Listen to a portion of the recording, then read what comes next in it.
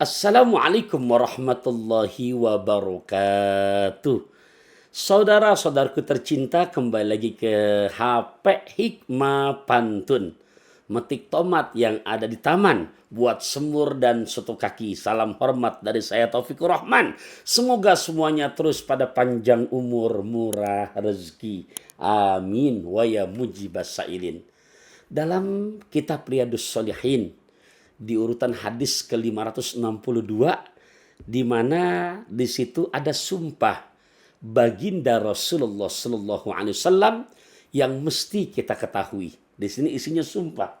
Saya bacakan hadisnya. Salah satun uqsimu alaihinna. 3 hal kata Nabi yang dimana aku bersumpah dengan 3 hal ini. Jadi ada 3 macam. Saudaraku tercinta, dalam kajian yang singkat ini biar betul-betul kecil lendek makan bakso rusuk.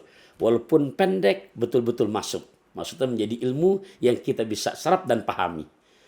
Bawa emping dari kota Serang buat dimakan di hari Sabtu, pasang kuping biar terang. Yuk kita akan sebutkan satu persatu.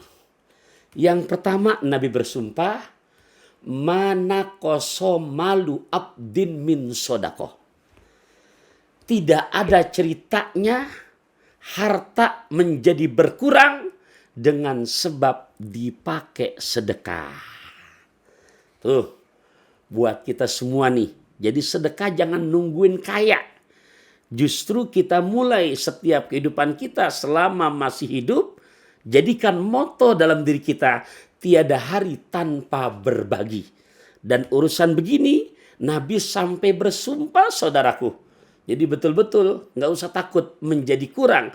Karena Nabi bersumpah nggak ada ceritanya harta jadi berkurang dengan sebab dipakai sedekah. Yang ada memang itu yang punya kita. Karena yang kita makan pasti akan jadi kotoran. Yang kita simpen bila meninggal dunia jadi warisan. Tapi yang langgeng sepanjang zaman adalah yang sudah kita sedekahkan. Pergi mendaki berjalan kaki. Gelap gulita dikhawatirkan. Harta hakiki yang kita miliki adalah yang sudah kita sedekahkan, infakkan, dan wakafkan.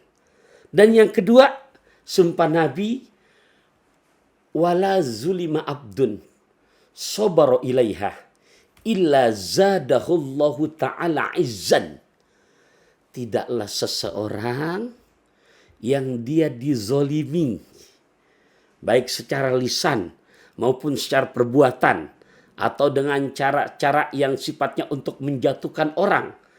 Dan dia menjadi di pandangan orang lain hina, rendah. Yang padahal dia difitnah. Dia tidak seperti itu. Dan kondisi dia di saat mendapatkan yang demikian, sobaro ilaiha, dia bersabar.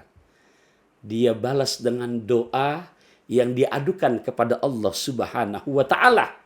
Maka orang yang punya sifat yang begini, wahai diri ini yang mungkin pernah dizolimi sama saudara kita. Jadi jangan balas lagi dengan sumpah serapah, dengan balas lagi hal-hal yang gak enak, atau membalas lagi dengan perbuatan yang zolim lagi.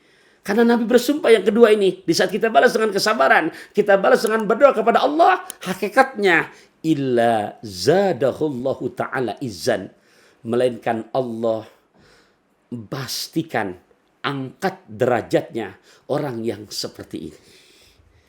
Dan yang ketiga yang mesti kita ketahui sumpah Nabi, wala fataha abdun baba mas'alatin illa fatahallahu ta'ala baba fakrin. Tidaklah seseorang yang di dalam kehidupannya udah gak ada rasa malunya lagi. Bukan berbuat maksiat, tapi udah gak ada punya malu untuk kesana kemari demi kepentingan pribadinya, nyapir, meminta. Minta ini, minta itu kepada teman, kepada orang yang punya barang berharga. Sehingga orang nih karena di depan muka umum, kalau nggak dibagi jadi malu. Dan dia menerima pemberiannya itu bukan karena dikasih, tapi meminta. Untuk kepentingan pribadi, bukan kepentingan maslahat agama. Bukan proposal buat bangun masjid, bukan proposal untuk pondok pesantren, bukan buat maulidan, bukan buat rajaban, tapi kepentingannya untuk kepentingan pribadi. Udah nggak ada rasa malunya lagi, bahkan dia bangga. Maka sifat yang begini kata Nabi, Naudzubillah min dalik. Illa fatahallahu ta'ala baba fakrin. Hakikatnya Allah sedang bukakan pintu kemelaratan di dalam kehidupannya. Jadi ikhwah fillah, ingat, seperti dalam kondisi lebaran atau mungkin lagi ultah, jangan ajarin anak kita, minta sono lebaran jadi momen buat minta uang dari, ingat kalau meminta, yang dilarang memintanya. Jadi kita sebagai orang tua juga jangan mengajarkan kepada anak-anak kita.